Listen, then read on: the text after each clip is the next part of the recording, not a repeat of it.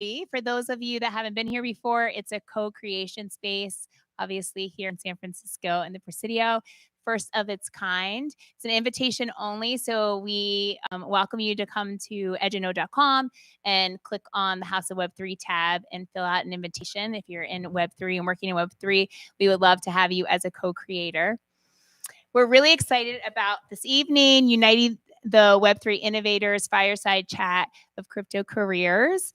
We have the head of BD and Partnerships, Kyle Rojas, right here. Did I say that right? Yeah, okay. And our Chief Business Officer, Tegan Kline, coming to chat with you. And we welcome any questions this evening too. We really want you all to get involved. And so we're really excited to have just like a deep discussion about what it's like to have a career here in Web3. So I welcome you. Thank you. Hi, everyone. Welcome. How's it going? Welcome to the house. Amazing. Well, we're super excited to chat today. So we're going to keep this casual. We're going to keep it fun. We're going to keep it light. We want to hear from you guys. So make sure to capture all of your questions because we will be asking throughout and at the end. And so with that, Kyle, why don't you tell everyone your crypto red pill story? Crypto red pill story.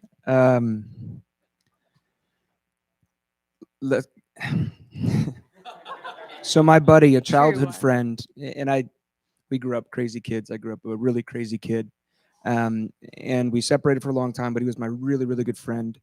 And he turned out to be this deep, deep black hat hacker when I met him as an adult. And I was just, going through my MBA and I was like, dude, what the fuck are you doing with your life? What's going on? And even though I had heard about the Web3 ecosystem in general, obviously with, at that time it was 2014, so paid attention to Bitcoin, I didn't realize and wasn't really paying attention to the importance of it. And he kept putting the bug in my ear. And after my MBA, I went to Wall Street Bank, and I drank the Kool-Aid, and I just thought it was something that was really a fad, and I think it was just because I was so institutionalized. I was military first, and then I went to Goldman, and I kind of just believed what I was told at the time.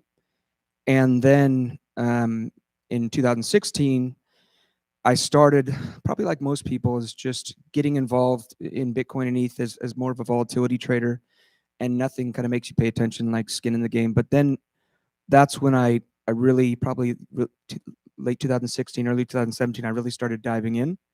And then once DeFi became a thing, I was a very early DeFi dude. And that's when because I've always been an economics incentives nerd. Once I realized that you can tweak incentives and therefore tweak behavior and extrapolate from that, therefore change human behavior in general, I just kind of ate it up. And I couldn't unsee it once I saw it. And then from that point on, while at Goldman, I lost my heart for Wall Street, and everything I saw, every person I talked to, I just realized I didn't want to be that. So the more lost your heart, or they cut it out of you? Both. Yeah, no comment. But it grew back, and and now and then it was finally, after years of being this total, I would say, degen in the most endearing way, meaning I just loved testing tech. I loved meeting people. And then I was heavily, but I don't have as much time. I still love being a non-participant in Discords and Telegrams. I literally changed my profile to go still be a non-participant. And the community I found and the way people think about things, it's not money driven when you're actually in Discords, when you're in communities. And that's what I fell in love with. And once you do that, it's hard to go back. So then I ended up, I got the kitchen pass to quit Goldman and finally dive in head first. So that's kind of the long-winded story. Amazing. Yeah, Kyle, during the interview, told me that his degen score, and that was actually very impressive. So Kyle, I guess, what are some of your tips for interviewing, maybe for a similar role on the business side, that you would have for someone who wants to break into crypto and Web3? I'd say regardless of which community you're in and which job you're in, let's say, and whatever you want to do in the ecosystem, being involved, especially being involved for years and having that context and being able to say, all right, I saw this because I participated in it. I've done this, I don't like it because I participated in it. I was in these communities, even as a non-participant, and you know the stories and you have the context. That is better than any degree. That is better than, I'd say, any network. Being inside and actually participating in the ecosystem is something I'll hire. I think we'll hire over any degree, over any personality, over any capability, because the education you get, the degree you get, and just experience through Web3 is impossible to overcome. So for tips, I'd say for anyone watching or anything like that, like get heavily involved. I was doing this for many years before I even like thought I could actually go do it for a career. And then that enabled me, one, to meet you. We were in chats together way back when.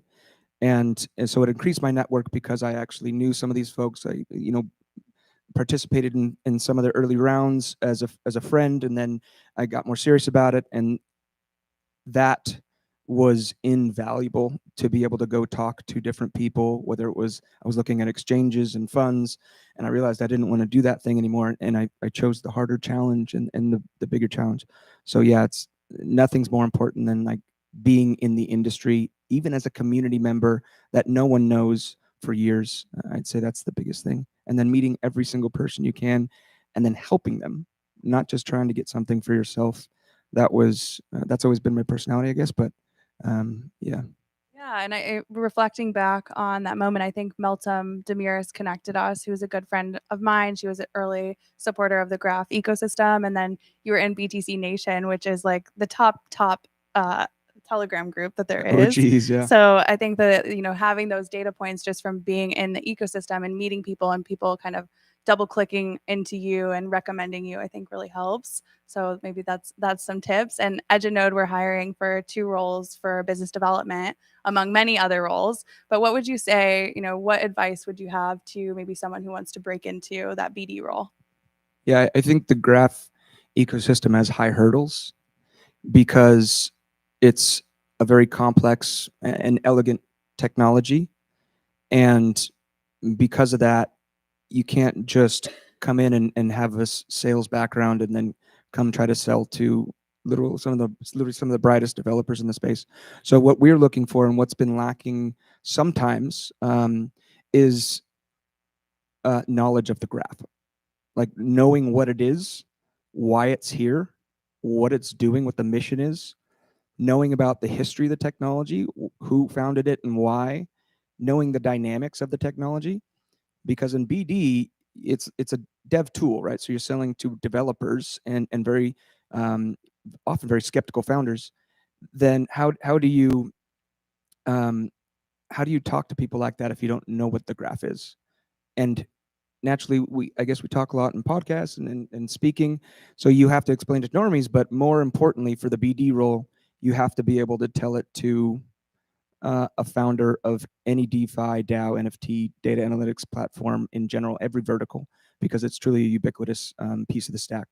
So that's what people need. They need, and even more importantly than that, if somebody's been in the ecosystem for a while and they've contributed without asking for something, that's, I think, something we look for just as much as anything else. It's like, I told someone else tonight, it's like, we need anti-profit maxis that believe in the mission of it and want to come in to like change the world and be challenged.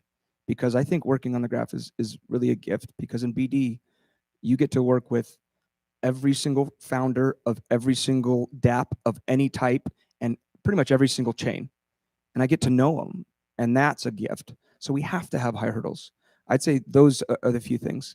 And then just checking yourself in the graph ecosystem, checking yourself of, coming in with integrity. But I don't think that's abnormal for any gig, though some people overlook that just for capabilities, and I don't think we'll ever do that. Totally. Yeah. Culture is super important. And I guess with that, you came from Goldman, you had a military background. How did you decide business development was it for you and not something else? So in military, I did a bunch of different things. And I was in 12 years. I started out working on fighter jets. and then I worked on other jets, and then I, did some side jobs, and then I had like a political position, and then I was like heavy in the intelligence world, which is a lot of fun. But then I chose family over a really good military career, very good military career, and had no idea what I wanted to do. So I just honestly chose the hardest challenge, which I looked at like PhDs and law degrees, but my wife and I, she was military too, coming from an enlisted background, both of us coming from very lower income households. We didn't really have money. So I chose an MBA because it was a chance to explore something and not be locked in if I were a lawyer or a doctor or something like that, or whatever. So I just chose something that had the most not upside, but the most possibility of a really big challenge. And then when I did my internship, my MBA, I got a really good job offer in oil and gas. But I went through the simulation. I was bored to death because I could imagine 20, 30 years. I could just map out exactly what I was going to do, and I hated it. So I got rid of that offer, and I chose Goldman because it was entrepreneurial, meaning they brought you in, you kind of had partner responsibility from day one, and you either sink or swim. And I just liked that because it was hard. And then once I'd kind of conquered that, I was in 7 years, so I did fairly well, and I got really bored, and I realized that I've always been a people person. I'm a people pleaser, which I think is really important in BD and partnerships, because I always want to make sure people get something out of any conversation that I have with them, and that makes me happy. So I think that's probably the personality trait I realized that would make me good in this type of role. And then yeah, I got bored at Goldman, and then finally I got the guts to try something that from there was like I'd say economically it was like a step down, but that wasn't what I was after. I was after just an extremely hard challenge, and I chose to work on the graph because it is truly one of the most difficult problems the ecosystem is facing. And then of course the gift of getting to meet everyone. And I didn't realize it at the time, or I didn't realize the extent of it at the time. But it's just it's so difficult. And then thankfully those skills helped me, but also the curiosity of just me being a total degen for so many years made me super interested, degen in a good way, super interested in the technology, because it's such a hard technology, and I knew a lot about it. But then when I came in, I was like, holy shit, I know nothing. And now being able to like be around some of the brightest minds just on the ecosystem teams alone, like Sam at Semiotic, and like all the engineers building at Edge Node, and Masari and what they're doing with data, and GraphOps and everyone else. It's everything that I kind of went through in my life, just a chip on my shoulder for being like a lower income kid, and then all the stuff I had to go through in my life, just kind of, I think it kind of led me here.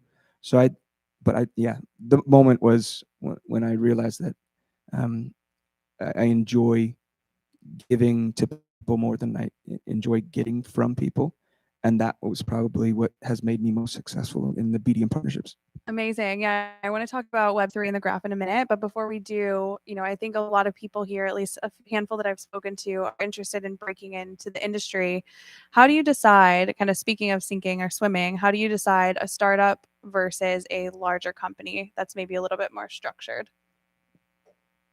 I think even large companies are fairly chaotic. And I guess what I did was, because I got some really good offers from exchanges and funds, and even a couple protocols, one chain.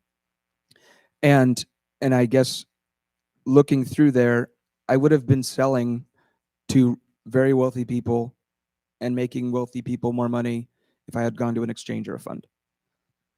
I didn't want that. So I tried on that emotional hat simulation, and I was like, F that. And then when I went to, because I've been like a cross-chain participant for a long time, when I got an offer from a chain, I was like, do I want to just be in one chain? Do I want to incentivize myself to be tribalistic? I tried that hat on, and I set it apart. And then I went to kind of the protocol world, and thankfully I had a few different offers. And I guess I just tried on all these different hats and saw who I wanted to be. And then I was lucky enough to get an opportunity to work here, and that was one of the best decisions I've made in a long time. But I tried on and like went through the stomach wrenching decision of where I should go, and I chose this. That's a very set ecosystem because I'm super risk averse because of my upbringing, and I never want to kind of go back there. My wife doesn't either. So I chose something with like product market fit, with amazing teams, with awesome leadership. At least that was the initial decision, until I really started to kind of learn the why of what Univ, why Univ is doing this, and then like why you do things, and then that was just like I can't not do this. So that's why I chose this team. But it's trying on the different emotional hats, going through the simulations, and seeing what you want to be. Do you want to be a suit? Do you want to be, a potentially failed founder or potentially failed early startup, which I think is really freaking cool. I'm not able to do that. I got kids and a wife, and I wouldn't do that. So I chose the route because of who I wanted to be, what I was able to learn, and then the challenges I was able to take on. And what was that why for you? The why of why I joined this team? Yeah. It was your and Univ's why. What is that? Oh, okay. Because you're not doing this for money. Yaniv he's set, and he can't stop doing things. And then the why of the graph, obviously it's cool technology, it's found product market fit, a lot of cool people working on it. But the why of it, and it could be a very different why. Like this team could be one of the biggest SaaS companies in the crypto. It would be the biggest SaaS company in crypto right now. And because you chose the route to kind of enrich the world and change the incentive structure and still do that, that was the why, when I was like, I have to. You could have given me a lot less. I would have come over to the team. But it's like, and I made the decision once I started reading what you all wrote, seeing what you spoke, and then like verifying with you and Univ, and then meeting other teams, other members of the team. And now it's like, why is all that matters to me in all my life. I'm really like, why is what matters to me. Why I am a good dad and a good husband and a good friend, because that's the why. And so that you taught me a lot there. It's like why means everything. So that's cool. Thank you for that. I love that. No, I'm super grateful. Aww. And let's talk a little bit about Web3 because it gets thrown around a lot. What is your definition of Web3? It's hard to define. For me, Web3, without getting technical at all, Web3 is and again, as like economics incentives nerd, I guess. Economics is essentially incentives. Web3 is the disruption of messed up incentives that will always end up to shitty behavior and control and manipulation and personal enrichment. And Web3 is, for the first time in human history, I think, the ability to truly change the incentives to get away from the inevitable water trickling down the easiest route to when somebody has an incentive to do something, they're going to do it. If they can get rich, they're going to do it. When you have control, you're going to keep it. You're going to gain more. That's the same thing for companies, which are essentially organisms now because they don't die. They could just keep going and amass more power throughout even many generations. And so Web3 is the disruption of grossly misaligned incentives and the ability to change the incentives and therefore like truly change human behavior. Because if all this works, the world probably will end up in a much different place. And I think humans will benefit because of it. And a much larger share of human species in general will benefit because of it for so many reasons. So that's like what Web3 is to me. It's the changing of incentive structures, and therefore truly changing the trajectory of how humans will behave, and therefore the trajectory of kind of human future in general. How would you describe it? Well, I would say Web3 is a brand new platform for truly decentralized applications, but that's much more technical and less heart-centered than yours. And I really appreciated the way you framed it. And it really is a paradigm shift. It's about giving power, control, ownership back to individuals. Like you said, power does corrupt, and it's sad, and it either corrupts the individual, the company from inside, or an external force will corrupt it if you have that power. And so it's really about removing that power, especially from the infrastructure when it comes to the graph, so that we can distribute that power back to individuals. And there's decentralization is right now a means to an end. It's just the really only way to ensure that. Because if there's points of centralization, you're going to have the same end. And that's exciting that now we get to like tool around and work on that and like see it to fruition, and it's working. The technology is working better than I think a lot of everyone kind of hypothesized. It was an experiment, something brand new that never existed. But the technology is outperforming centralized technology, and it's doing that. It has unbeatable uptime because of decentralization, and that's just one technology. So I think decentralization is necessary. So yeah, new platform for decentralized applications, but what does that lead to? Yeah. Totally amazing. And I guess with that, how does the graph fit into Web3? And then can you also explain the difference between edge and node and the graph? Sure. Whenever somebody, wait, raise your hand. Are you working in Web3? Raise your hand if you are. All right, so a good amount. Some are not. So whenever somebody needs to build anything in Web3 ecosystem, they choose 3 different things as their stack. They choose what blockchain or blockchains they build on. They choose which oracle they're going to use if they're going to need on-chain data to put on-chain. And they have to figure a way to sift through the insane amount of completely unidentifiable, just by hexadecimal hash, information sitting on blockchains and filter it in their UI. And so if you think of oracles as the write layer, blockchains as the recording layer, the graph is that read layer that organizes, and then makes that data usable in 100 milliseconds, which is indiscernible from instantaneous. So it is an essential part of the stack. It is chain, vertical, person agnostic, that is essential to build. And it's amazing what has happened with the graph, because a massive amount of the Web3 space uses it. And that's fun because we get to know a little bit about everyone. We get to know a lot about everyone, but even more than that, we not just get to know them, we get to provide something that we get to help provide something, working on the technology that is essential for them to build the next killer dApp, which is essential for Web3 to even like survive. It wouldn't work. It wouldn't scale. And that's so that's where the graph sits. And then the graph was founded in 2017 by Yaniv, Brandon, and Giannis. And then in December 2020, there was the token generation event where GRT came out, which is the work utility token.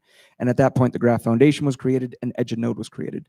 Edge and Node concentrates on product, on tech support. Graph Foundation concentrates on community, even though we're separate entities, we're all working closely on the same mission. Now there are 6 core devs working on the ecosystem, including Semiotic, all doing really amazing things. So Edge and Node now is just one of 6 core devs, and that's only in a couple years. So imagine in 10 years, how many people, I don't know if it'll even be core devs. It could just be that the core dev ecosystem subtracted away because token economics, incentives and disincentives with the work utility token create this ecosystem where the world is running this public good that is sustainable. And that remains to be seen, but that's a really freaking cool challenge because it's tough. Totally. And why do we need decentralized data? Why can't we just trust Google to serve us our data? I need a drink for this one.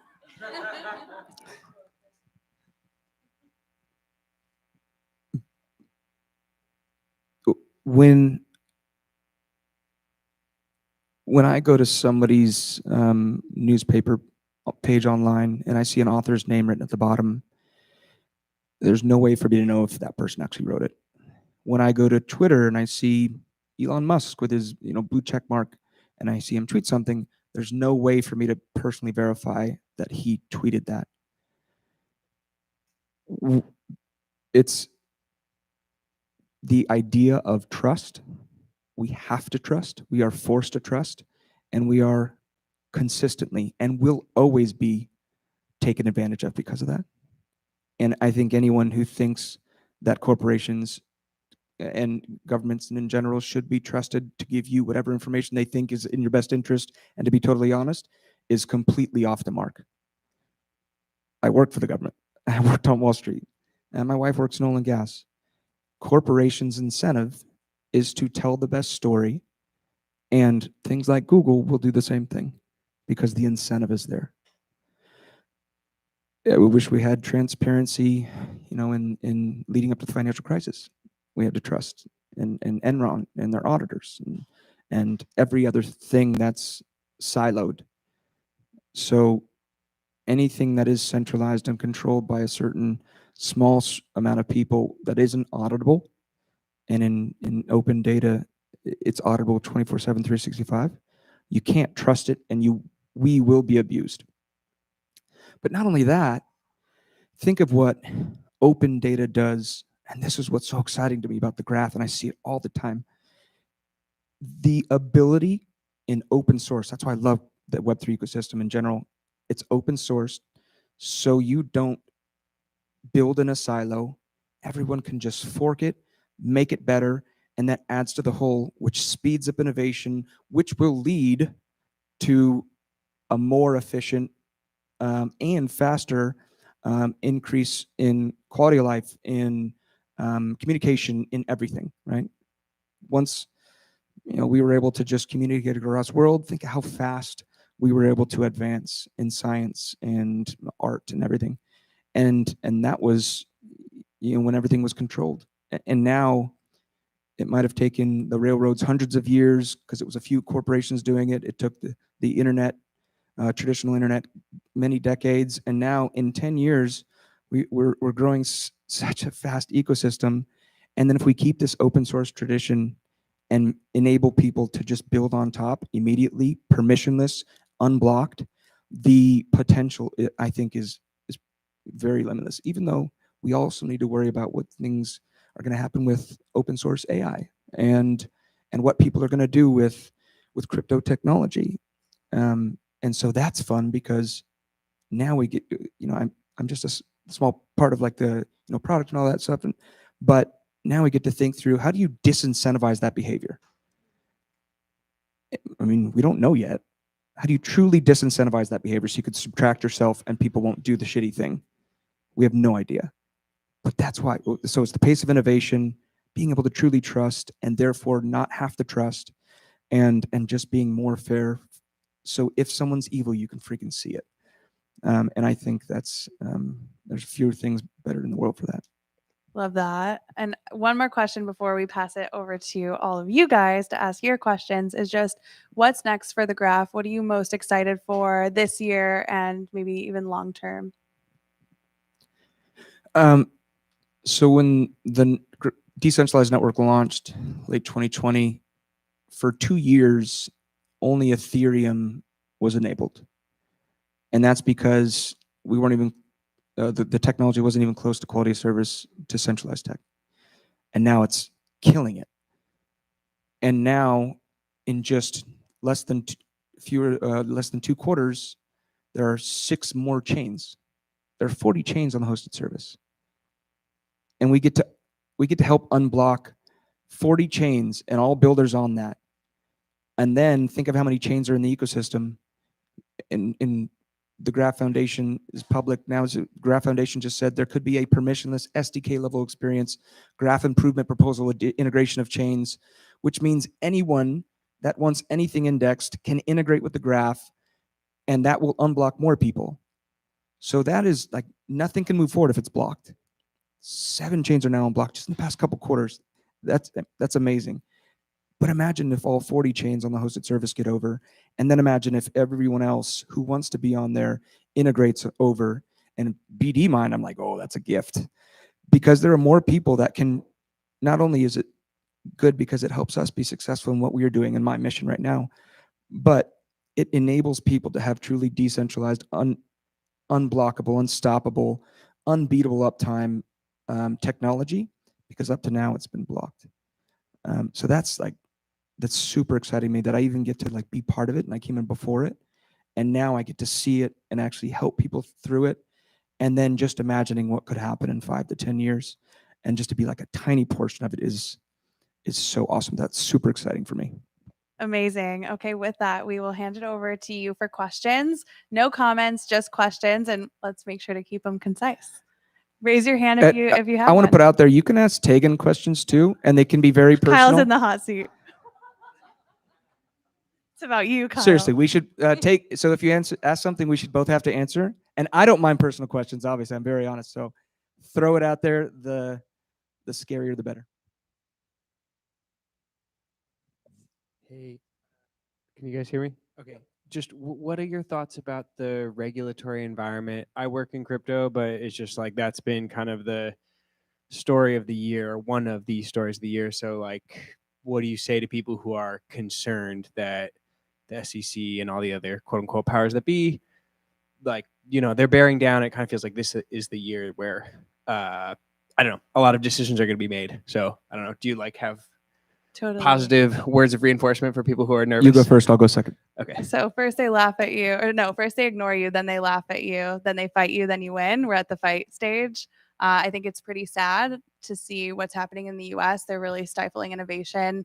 I have a lot of friends that have left the US. They've taken their companies, they've left. A lot of friends that are considering it. So hopefully we can have a little bit more clarity and keep innovation here in San Francisco, in the US. That's what I would like to see. And in my opinion, I don't care, because all we're gonna do is like keep building something. Whether it's in Lisbon, I don't care if I have to freaking move to Singapore. My wife might, but like I don't care what I need to do to keep doing this. I will do it. Everyone else be damned. The mission is too important. We can't stop, and we will be heads down. And whether we have to do it on a different continent or here, which I'd rather stay here with my wife, my kids, and family. So I don't care. And regulators going to regulate. So there's nothing we can really do about that. That's their job. That's their incentive, and they're going to do it. But whatever. Sorry for not being non-committal. You two seem pretty bullish on the San Francisco economy, and I was wondering where your thoughts on where that might lead in terms of the tech economy in San Francisco and the broader economy over the next, say, 3 years. Yeah, I mean, I think San Francisco will never die. There's a spirit here and a heart here that will live forever. And, you know, I moved here from New York City, and I hated it, frankly, for the first 6 months. Like, it's so effing weird here. And then I did some introspection work, and I learned about, you know, your ego and all of that. And I think that San Francisco is just a really incredible place. And in New York, you can't talk about your crazy startup idea at dinner. They're like, stop talking. Here, everyone's like, how can we help? What can we do? Do you need funding? And it's just a different energy, and it's a really special energy. So yeah, I mean, we opened this space during the height of COVID, a pandemic, when everyone said San Francisco was dead, and here, look at us. Like, you know, it's pretty special. And I'm bullish on the world in general. I'm bullish on humans, but I'm bullish any place where people get together and poke holes in ideas and use that to build more. So that's happening all over South America. It's happening in Africa, all over Europe, obviously, tons in India. I mean, all over the world. And there are a few places as special as San Francisco where you have a place like this, where we're just getting up, shooting the shit, and like brilliant people are coming in. And just the conversations I heard tonight, like, make me bullish on humanity. So there are a few places as special as San Francisco in the States that can do that, because in different places, you might have very well-off people. They might be doing investing, or they might be doing all this, but there are a few places that concentrate on ideas, poking holes, and then innovating on those ideas as much as San Francisco. So I'm bullish on San Francisco, but I'm bullish on the world. Oh, I just wanted to piggyback on what you were saying earlier about regulation and, I don't know, is it working? I bet hearing I've Is that worked on better? jets a long time. Yeah, because I feel like it's really about systems change, right? This is a bigger thing. So, whether, we end up changing here or regulating more here, what you said about not caring, this is a bigger thing. This is a systems change. This is the world changing, the way that governments work, the way that all of it works, really. And so I feel like that's what I wanted to piggyback on saying, is just commenting on that. Like, decentralization is really about how everything works and not just the technology itself, right? It's a really big cultural and systems change. And so we may all move to other places, or things like the hub centers that we're used to may really shift, right? And It's a paradigm shift. Yeah, for it's sure. a paradigm shift. So Yeah, and more of a comment, not a question. yeah, no, I agree. And so it's disruption, and I love disruption. Obviously, I've disrupted my life multiple times, been super uncomfortable, and I became more anti-fragile because of it. Like, I love disruption in anything, anti-fragility. And not to name any names of countries, but anyone who prevents disruption is going to get left behind. Just like Web3, if people don't pay attention to Web3, they don't at least learn about it, they don't get involved potentially, they're going to be disrupted, which I like. Like, if you're not disrupting yourself, you are literally decaying. And that's what some people, whether they're in regulatory positions or not, are doing. And there are going to be some really bad outcomes for that. Imagine if Web3 technology is all built outside of any given country, and especially a country that's been in power for a long time, and the hegemony falls apart. It'll be them shooting themselves in the foot, more like shooting themselves in the femur, because it's going to hurt.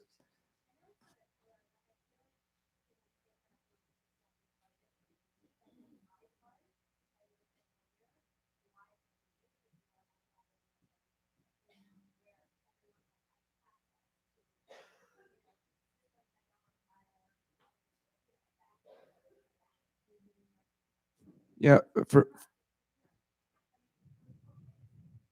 those watching online, she talked about the why and the distribution of opportunity, essentially.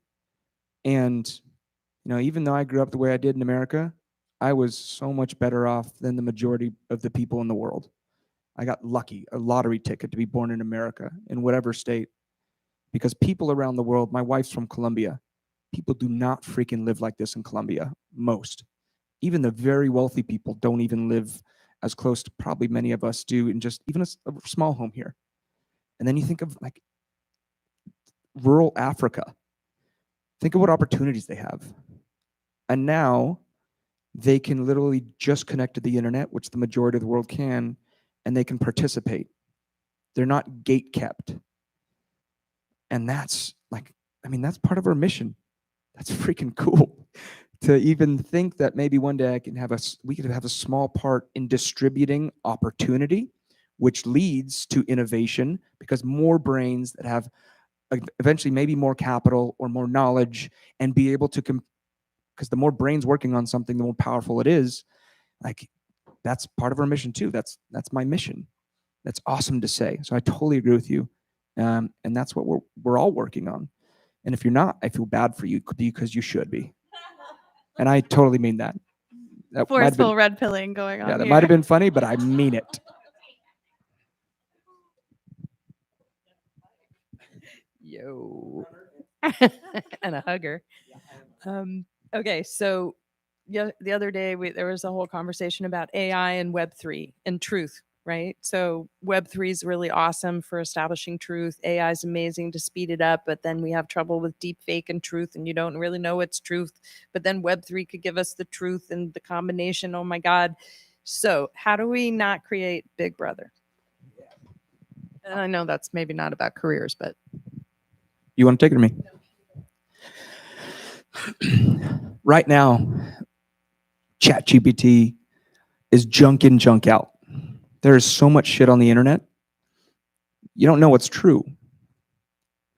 What if ChatGPT were powered by auditable information, verified by consensus, and audited every block?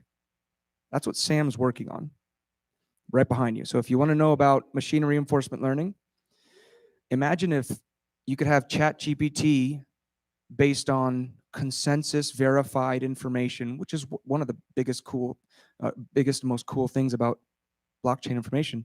It's verified and auditable, 365, every block, new information. And if you're incorrect, then you're thrown out, and there are disincentives for that.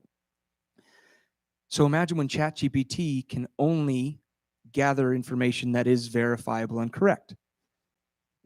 Think of the outcome. I'll use that. I might want to, if I want to make a really good insult or make, something, whatever, I'll pull from all the junk. But we've all sifted through the internet and the crap that's on there. Think how much crap is on there versus what's really good. So that's the power of the graph. Because the graph already indexes much of the world's Web3 data, but imagine if it indexes everything, and it truly, this is one thing that is built on it, but it is the truth layer that makes it readable, so you can build a, let's call it truth GPT, right? I like that. Sam, you're welcome. But think of that, junk in, junk out.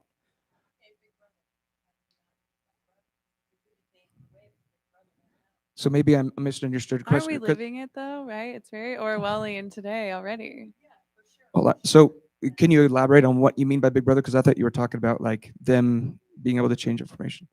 Okay, so we got the juxtaposition. We got two dichotomies happening in our world. One is this awesomeness about being anonymous, and then with that comes people hacking, people cheating, all kinds of negative stuff. Similarly, on the flip side, you have truth, you have all this amazing stuff, and then you have, okay, how do we not create the social credit system where every activity of every person, right? Like we're doing a project around sustainability, and there's an aspect of identity. We need to know people. And then you have okay, it's just, there's so many juxtaposed things that make my brain go boing, boing, boing. What? Say it again. Boing, boing, boing. I've got a thought on this, if you want to go. So that's what the blockchain ecosystem enables us to do, to pull levers openly and let other people call those levers into question, which is the scientific method, which is just the best way to create something. And imagine, let's say reputation, for instance. It's just one example. I mean, we could be going away from potentially one token, one vote, maybe even one person, one vote. And in public, via code, right? Obviously, there's human bias in code, but it's auditable. So I think enough people working on it will eventually come to the best decision. And if not, then people will call it into question. But you can imagine if you could factor in reputation, integrity, honesty, consistency, persistence, and everything that you wanted to throw in there, all these different levers. That is just one example how blockchain technology enables us to create a system that will be better and will be auditable, and therefore isn't a black box that you have to trust, and therefore I think we'll come to a better outcome in general. So how do we prevent Big Brother? Get freaking involved and participate in the technology, get on the forums, give your thoughts, because if you don't and it ends up being bad, that's your fault. If you're not building something that could help that and you're worried about it, that's your fault. And that's just, endless possibilities of what we can actually do with this stuff. And that's only possible with open source and really decentralized, and therefore decentralized control. And that's we can actually do that now. Somebody just hasn't built it yet, but I know somebody will. Yeah. And people are probably already working on it. And at its core, it's about self-sovereignty, right? And you get to control your identity. You can be different people all day, every day. And I think that that's power. And then also what's happening in the privacy sector on zero knowledge, I think is very promising. But yeah, we don't want everything to be public and trackable. Absolutely not. And I think, privacy is a human right. So with that, we'll do one final question. And then, yeah, we'll network a little bit. Now, there's thousands of cryptos and dozens of protocols. When will we start seeing an implosion of the weak players, right? Are you anticipating anytime soon, or will that take a while, or it's too hard to predict? Of what players? Sorry. There's thousands of cryptos and so many protocols, right? Like in the auto industry 100 years ago, after Henry Ford built a car, there were 3,000. Today, there's like 6 parent companies, right? In the crypto world, there's just so many different cryptos and so many different protocols. Will we start seeing an The implosion? consolidation. So you're asking about the consolidation of the crypto industry? Yes. Like the top players emerging? Yeah. I think, if you pay close attention, that's already starting to happen, and I think that a lot of the, there was at one time, launching a layer 1 was very much about a money grab. VCs were super about it, and then they spent a lot of money to try to bootstrap and build these ecosystems. But if you look today, Ethereum and the layer 2s are really where a lot of the development is happening. And so I think we're already starting to see that. And also, if you go to edgeandnode.com, you can see our Web3 stack blog, and that has a lot of the core players within the infrastructure layer. I would say the Graph's in there, Arweave's in there, IPFS is in there as well. So I would say it's starting to happen. And then at the dApp layer, there are a handful of dApps that are really used. And I think that, as this infrastructure comes together, decentralized infrastructure, removing all central points of failure, that's really when the dApp layer will really explode. And I'll take a slightly different approach and 2 points on it. One is, whenever I participate in anything, I'm never really good at predicting like when or whatever, but I am good at predicting like if. Most things will die, and that's a good thing. And new things will be born, and that's an even better thing. It's when things stop happening that should die, because the more experiments that happen, the more likely you're going to come to at least for the time, the perfect solution. So just because, there's a lot of shit out there, but there's also cool people, like really values-oriented people that are building something that just will end up dying. Their companies might not survive. I keep saying dying, but yeah, death. No, but I think that's such a good thing. Experimentation is awesome because it increases the likelihood of disruption, which increases the likelihood of innovation, and then therefore increases the pace of innovation. So I want that. And I love people that put it all out there, even if they have a severe, very high likelihood of failure, but they still do it. That's freaking cool. I respect any person that has ever done that.